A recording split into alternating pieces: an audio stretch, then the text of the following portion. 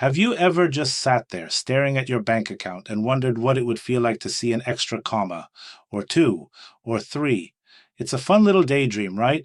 But what if it actually happened? An inheritance you never expected, a lottery ticket you bought on a whim. Suddenly, your life is turned completely upside down. And you know what the craziest part is? That moment of shock and excitement can turn into a nightmare faster than you can say, I'm rich. My name is Andrew Meatrich, and I know a thing or two about nightmares.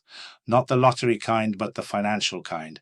I used to be broke, stressed, and so ashamed to check my bank balance that I just not. I made every money mistake you can think of.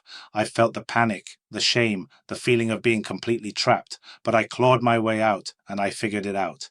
And now I want to help you do the same, because managing a windfall is less about math and more about mastering your own mind. Today, we're going to build a fortress around your future. So if you're ready to learn how to handle sudden wealth without losing your mind or your money, stick around. Even if today's topic doesn't feel super relevant, I promise you the next one could change your life. Do me a favor and hit that like and subscribe button. It's free and it tells me you're ready to take control. I remember a guy I knew years ago. Let's call him Mark. Mark was a great guy, worked hard, but was always just getting by. One day, he gets a call. A distant aunt he barely remembered had passed away and left him, well, let's just say it was enough to make him quit his job on the spot. He walked into work the next day like he was in a movie, told his boss exactly what he thought of him, and basically floated out of the building. The first month was a blur of parties, a flashy new car, and loaning money to every friend and cousin who suddenly came out of the woodwork. He was living the dream. But then, the high wore off. The friends stopped calling unless they needed something. The car needed expensive insurance and maintenance. The big empty house he bought felt lonely. 6 months in, he confessed to me over a coffee that he was more stressed than when he was broke. He said, Andrew, I have all this money, but I feel like I'm losing control. I don't know who to trust, not even myself. He had the money, but he didn't have the mindset. He was a wealthy man with broke habits, and that's a dangerous combination. And here's where most people get stuck. They think the money solves the problems, but really it just makes them bigger. So, the phone call happens. The number in your account looks like a typo. What's the very first thing you do? Absolutely nothing. I'm serious. Your first move is to not make a move. Before you tell your boss to take a hike, before you post a picture of a stack of cash on social media, before you even tell your second cousin, you shut your mouth. Zip it. This isn't about being secretive, it's about being strategic. Your mind is buzzing, your heart is pounding, and your old, broke brain is screaming, spend it! Show them all! You have to ignore that voice. That's the voice that leads to bankruptcy in 3 to 5 years, which is what happens to over 70% of lottery winners. The big insight here is this. You need to give your mindset time to catch up with your bank account. You've been living one way your whole life, and that life just ended. You need a moment to grieve it and to process what's next. So, what's the action step? It's simple. Create a bubble of silence for at least 6 months. Don't make any life-altering decisions. Don't quit your job. Don't buy a mansion.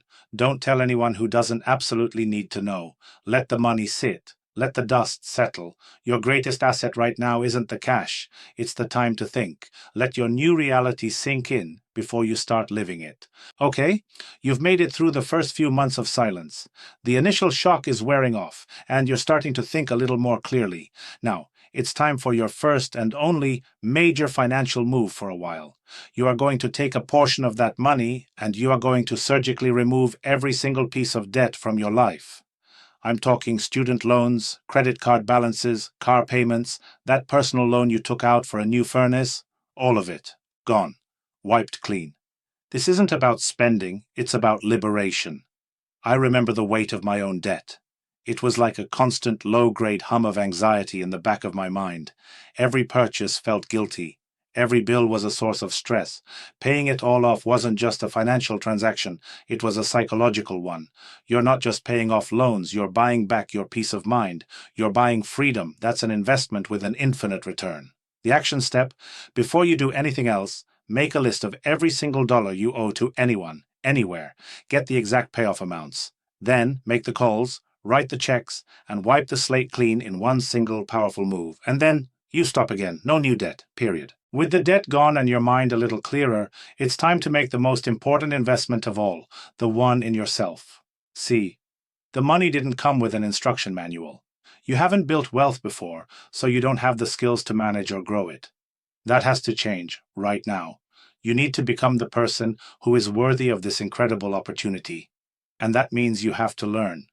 A fool and his money are soon parted, and you don't want to be the fool in this story. You have the luxury of time, so use it to get educated. And it's not just about financial literacy, it's about your health.